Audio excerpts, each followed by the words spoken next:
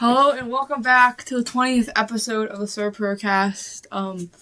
For our 20th episode, we're bringing back our special guest from episode 1, my mom. Hello. And in today's episode, we are going to be getting a outside opinion on the top 10 Panthers players. And also just a different perspective, because, you'll see, because, I think it's important, especially when ranking, just not based on performance, but just overall, just in general. Let's get started. Who is your favorite Panthers player of all time? First, aren't you impressed that I know 10 Panthers players? No. I think that's kind of cool. I'm a Steelers fan, but I've taken an interest in the Panthers. I know 10 Steelers players. Fine. My favorite Panthers player is Luke Kuechly. I know it's an unusual pick. It's not a quarterback. It's not, Christian McCaffrey, who was the OG and who is on my list later. But I like Luke Kuechly a lot. I think he was an excellent football player, recent Hall of Famer, and all-around good guy. Does a lot for charity, and still engaged with the Panthers today. Once a Panther, yes. Panther for life. He's got the podcast. So Luke Kuechly, definitely my favorite Panther. Is your favorite Panther Bryce Young? Yes, my favorite Carolina Panthers player is Bryce Young, but also tied with Sam Mills. It's just it's hard to pick because I like them both for very different reasons. One of them I get to watch play, and the other one just very inspiring life story. But I like the Luke Kuechly pick. Fun facts about Luke Kuechly: he likes fishing. And his favorite ice cream is cookies and cream. So, fun Luke Kuechly facts. But I agree. I think that's a good pick. He would definitely make my top 5. And then the Hall of Fame being one of the first Panthers that they drafted to go to the Hall of Fame. And it's pretty impressive to go to the Hall of Fame after only playing 8 seasons and not being a quarterback. I think that really speaks a lot about his game. Well, I ask because Bryce Young is my number 2. Bryce Young is your number 2. So I will go with current Panthers player. I think Bryce Young is developing as a quarterback, but I love the joy on his face when he plays football. He looks like a little kid. It's just like he's almost forgotten that he's in the NFL and he's just in someone's backyard throwing a touchdown to his friends, and I just think it's impossible to not be happy for him when he does well. And when he doesn't do well, he's not on the sideline throwing Microsoft Surface tablets. He's put together. He's my number 2. Bryce Young, very rare to see him angry or upset. Obviously, he's probably upset, but it's very rare to see him act out on that.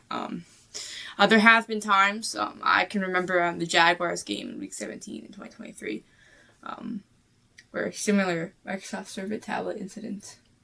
Well, but not as harsh as what you were referring to as Tom Brady. That was pretty insane. But just saying. Bryce Young, just an amazing player. He's the Young 9 Foundation, which helps with mental health, which is awesome. And I read the article about how he posed for pictures with every single kid that came to his football camp. And I think that's unusual. A lot of players take a group photo where they just kind of stop by.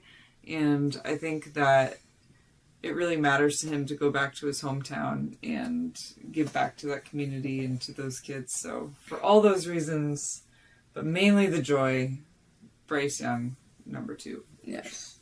Definitely an amazing player on and off the field, and just a great leader on the Panthers. He was a team captain in his rookie year for a reason. Who is number 3 on your list? Eddie Pinheiro's number 3. I know he's no longer a Panther. In fact, I know he plays for a team that shall not be named.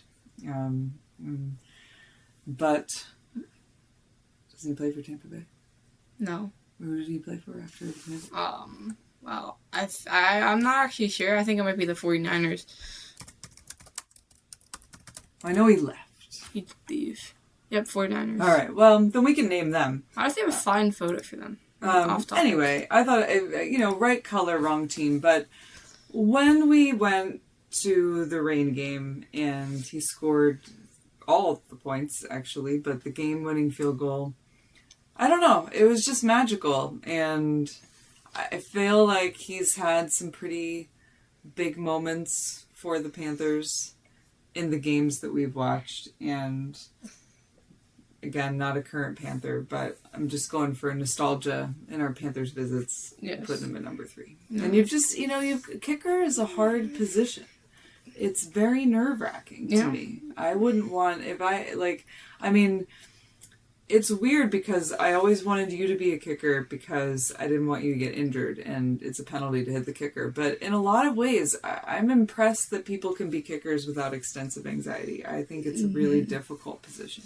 Yeah, I mean, it just shows a lot of strong mental state. Eddie Pinheiro, the most important thing about a kicker is being able to, kick a game-winning field goal like it's just a normal field goal, and I think the Panthers have been pretty fortunate with that, especially Ryan Fitzgerald, the rookie, making 3 game-winning field goals in his first year, and then Eddie Pinheiro, he made 2 in 2023. I think he made 2 in. Did he make 2 or did he make 1 in 2020? 2024. Well, I know he made it against the Giants. I don't think there's any other one else, but I could be forgetting one. But yeah. Number 4? Number 4. I'm going with the OG, Christian McCaffrey, also on the 49ers now, which was not his fault. I feel like he's where it all started for you. He's a very talented player. I always thought he was, and still is, very respectful of his time on the Panthers. And him leaving wasn't his fault. He got traded. I think even he was surprised. I don't think he was expecting that. And even though it was a really sad several days in our house when he left the Panthers, he contributed a lot to the Panthers when he was on the team. So, and it's just cool that, he's still finding a way to grind and keep pounding on the 49ers. So I wish him well. Wish him success. Will be another drafted Panther into the Hall of Fame, most likely.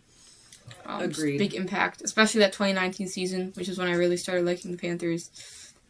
This is why, as my mom said, kind of got it all started. Specifically the Jaguars game where, but my favorite play from Chris McCaffrey has to be the touchdown in the Jaguars game where he flipped into the end zone. But there's a lot of touchdowns in 2019 that can make that list. But I agree, Christian McCaffrey would also make my top 5, most likely. You can't leave him out. I feel like you can't leave him out. I mean, right now, I think he's the best running back in Panthers history. Definitely would be if he kept playing, but I think he still is. Number 5. Yes. Already halfway through the list. For me, I guess I'll say 5 and 6 because there are 2 people here, one current player and one former player that are sort of together on this. The current player is T-Mac. I think he's really talented. And again, another youthful burst of energy. I'm excited to see what he'll do this year, coming off of his big win at the end of the season as, what was it? Offensive Player of the Year. Yeah. Rookie. Yeah. I think he has a lot of potential, and I hope that... The other thing that I like about him is at the wide receiver position, usually someone who's that talented is a diva. There's always the trade-off of oh, they're so good, or, on the Steelers, I feel like we've had a series of amazing wide receivers that just personality-wise were detractors from the team, whether you're talking about Antonio Brown or George Pickens. And sometimes they went to other teams and got their lives together, and other times they went on other teams and continued to be a mess. And T-Mac just doesn't seem to have any of those tendencies. I'm very hopeful for the Panthers that he'll just be an anchor and a good player. And then the former player, Greg Olsen, I like his announcing, so that does weigh in. I know that's an unpopular opinion. A lot of people do not like Greg Olsen as an announcer. Really? And in fact, he may have been replaced. I'm not sure. But I like that he seems intentional about coming to Panthers games. Like, he's been the announcer at several of the Panthers games that we've watched in person. Like, he, whether that is by design or just an accident, I'm not sure. But, and he was a great player. Yeah, so, see, he was replaced by Tom Brady. Well, he was replaced by their lead analysis. You think he still is an analysis. But yeah, I like Greg Olsen. I liked him as a player. I like him as an announcer. And honestly, he had this camel color coat that he wore to the last game that we saw that I just thought was very silent. So for all those reasons, I put him at a close number, close middle of the Yes. For your number 7. I have stuff to say about both the players. All right. I want to hear it. This is not my show. This is I'm a guest. Please tell us. T-Mac, obviously, I'm super excited to watch him next season. I think he's going to take a big step, obviously getting off the foot soreness and getting back into playing shape like he was in minicamp. But I think their connection will be strengthened, Bryce Young and T-Mac. But I think he's going to have, and then production-wise might be better. He might just, grow the player. But I think stat-wise it'll be the same because I think Xavier Legette is going to take a bigger step, which will, cut out from, he'll get a lot more catches too. So, it'll, stay, it has to be, balanced. So. And then Greg Olsen, probably the second best tight end in Panthers history. Though, actually, probably the best, because Wesley Walls only played for, a few seasons. Though, in 1996, he was pretty good. 11 touchdowns for a tight end. It's pretty unheard of. But Greg Olsen was a really good player. I like tight ends as a position, too. My favorite Steelers have been tight ends. I think it's a combination of physicality and the coordination and speed to catch the ball, and I like that double threat of it. There's got to be a tight end on the list, and yeah, I have 2 tight ends on the list. So. Yeah, I mean Greg Olsen not really known for blocking, more just good hands, but he was a good receiving tight end, and honestly probably the number 1 receiver for Cam Newton, despite not being a receiver when he was playing. So moving on to number 7. Well, so isn't Wesley Walls the Panther that we met when we did the history tour with the historian? Yes. So for that reason, I put Wesley Walls after Greg Olsen as number 7. He was an incredibly nice guy, and obviously in the Panthers Hall of Fame for a reason. Honestly, don't know very much about his career, but he's one of 2 Panthers legends that I have met, and I thought he was super nice, so I'm going to put him at number 7. Well, since you said you don't know very much about his career, I'll give you a debrief. Well, unfortunately, he was a New Orleans Saint before he went to the Panthers. Well, that means that he wised up. Yeah. He went to the right team. But in 1995, a touchdown pass was attempted to him while playing the Panthers, but Sam Mills picked it off, so the Panthers kind of got the best of him while he was a Saint. And then when he went to the Panthers, he actually scored a touchdown against the Steelers. What?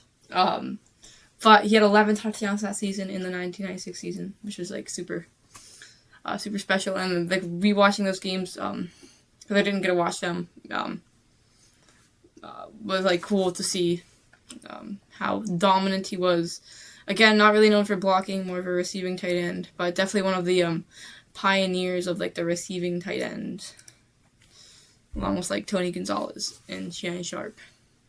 So yeah, and also just a very nice person. Getting to meet him was pretty cool. Yeah, and he hung out with us for a while.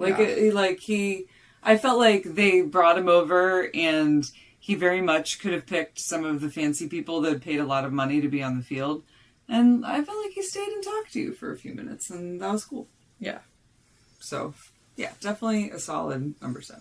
I do wish, because I knew who Wesley Walls was when that happened, And I was aware he was like a really great Panthers player, but I do wish I knew more about his career as I do now. So, Well, we see you again, Wesley. We'll be ready. But yeah, I think number 8. Number 8. Number 8 is Jonathan Dobbs. And actually solely because I learned just recently that his birthday is the same as yours.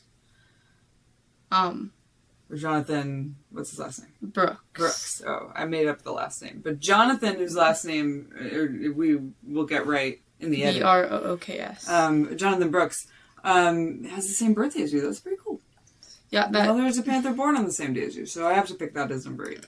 That is pretty cool, Jonathan Brooks.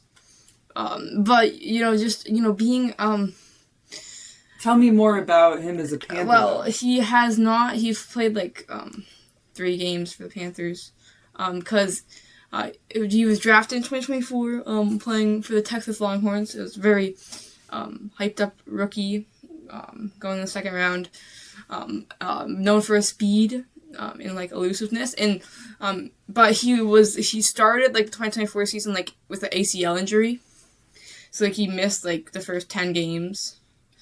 And he played in week 11, 13, and 14, or part of week 14, which, in week 13, he got, like, the ball 3 times and he actually did make some pretty good plays when he got the ball. Like, I don't think he had, like, a negative play. He actually looked really good. And then in week 14, he tore his ACL again. So he was sidelined for the rest of the year and for 2025. But in 2026, he's looking better than ever in OTAs, in minicamp. Looking very quick. A lot of players have praised him, and there's a lot of hype building around him. Well, Jonathan Brooks, I'm sorry I got your name wrong, but I didn't get your birthday wrong, so 1 for 2. Sure. Number 9, I think. I'm going to go with Xavier Legette. I think, again, another solid part of Bryce Young's receiving core. You're currently wearing his jersey, That's true. Which is fun. Yeah, I think there's an energy there too that is exciting. His name is super fun to say, so that definitely adds to it. Yeah, I can't believe I'm almost getting to the end of my list because I do know other Panthers, so now there could be a whole honorable mentions episode. But yeah, I'm gonna pick Xavier Legette. I think he's gonna have a really great season this season. I'm feeling pretty positive overall about the Panthers offense and excited to see what they can do. As I have said multiple times on this podcast in prior episodes, I'm very high on Xavier Legette this season, so I won't go too in depth on that. But Xavier Legette, very underwhelming his first 2 years, but he seems very determined to win this year. Also, we can do honorable mentions. You just don't have to like do explanations. You can just like list their names. I think that'd be good. Okay. Well, number 10, I have to put Superman himself, Cam Newton, on the list of Panthers. Personality, style, obviously took you all to a Super Bowl. We'll ignore that he played for the Patriots. That is neither here nor there. Well, when he played for the Patriots, he actually lost in a lot of games. So maybe that's positive. Yeah. So he also rides the Peloton and was in a Peloton ride that I was also taking online, so I remember that. Technically we've done a workout together. I also thought it was really cool that he came back, did the keep pounding 4-year playoff game, got everyone super hyped up. Again, that shows that gratitude for the place that helped build his career, and I think he regretted going, away from the Panthers. Again, I don't know if that was his choice or the Panthers' choice, but I liked him when he was there. He was fun to watch. I think, highly mobile, versatile quarterback, and got talked about a lot when he was quarterback, but I think now is overshadowed both by some of the running quarterbacks that came before him and some of the current running quarterbacks that exist now, and I think he can hold water with a lot of them. So for that reason, number 10, Cam Newton. Yeah. But some honorable mentions. I mean, I like Chuba Hubbard. I think he's going to have a good season. So I'm sorry that he didn't make my top 10, but you know, it was hard. I mean, maybe I could swap him out for Jonathan Brooks since I didn't remember Jonathan Brooks' name and only his birthday. But Chuba, don't take that as a sign that you should underperform. You should be a top 10 player this year. So keep pounding. Trying to think of some others. I mean, I feel like there's a whole class of like Panthers in the Luke Kuechly era that if you said their name, I would be really excited about them. But Jonathan Stewart. Yeah, and he's the one with the beard, right? Like, no. And who's the one with like who again? I feel like we saw come back, like as one of the history Panthers. He had like a beard. One of the history Panthers. Yeah, like before the game. I don't know. Like in the Cowboys game, you mean? Yeah. Oh, that was Dwight Stone. Oh, okay. He played in like the early Panthers years. Okay, well. 2001. Sorry, Dwight. I'll put you on an honorable mention just because you were present at a game that we attended. And then who's the other Panther that we met? He's an honorable mention. He that's Dwight Stone. Oh, well, he didn't have a beard. Well, wait, who would you... Wait, oh, you mean like that who hit the keep pounding drum? Yeah. Against the Cowboys? Yeah. Oh, I think that was Bradley Bozeman. Oh, okay. Yeah. Or it was Austin Corbett. But I think like Austin Corbett was this year, so... Panthers... Let's look it up. Walter.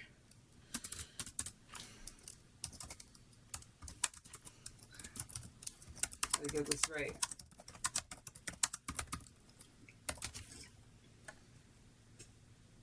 Oh, Adam Thielen. Adam Thielen. Well, I wasn't thinking of Adam Thielen, but it might have been. It might have been.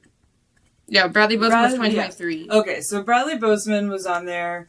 Adam Thielen, definitely. I mean, yeah, I can't believe Adam Thielen didn't even make it into my top 10, but I have good reasons for my top 10, so I'm going to leave them alone.